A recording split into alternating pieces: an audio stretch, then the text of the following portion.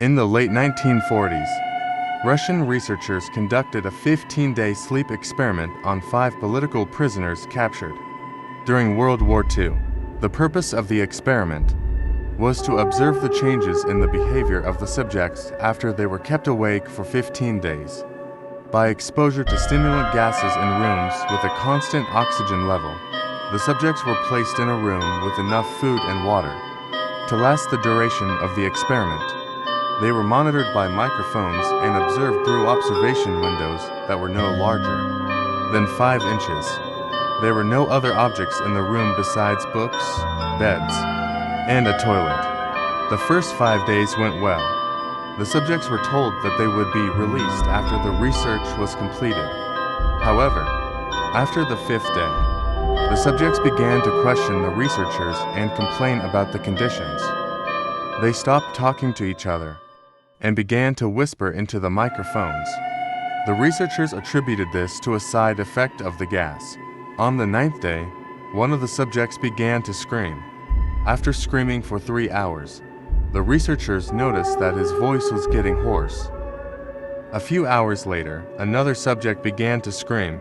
At this point, the other subjects began to tear up the books in the room and smear the pages on their faces and stick them to the observation windows. This stopped the screaming noises for 3 days.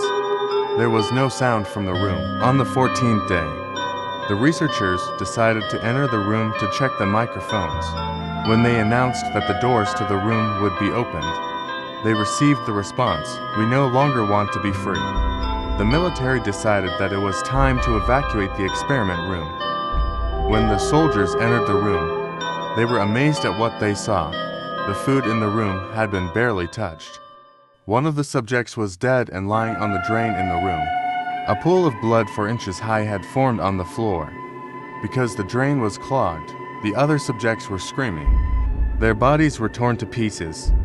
The skin on their stomachs was damaged to the point where their internal organs were visible, and they were all resisting the soldiers' attempts to remove them from the room.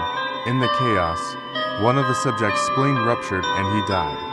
The other 3 subjects, who had bitten the throat of one soldier and the testicles of another, were taken to medical centers and attempted to be treated.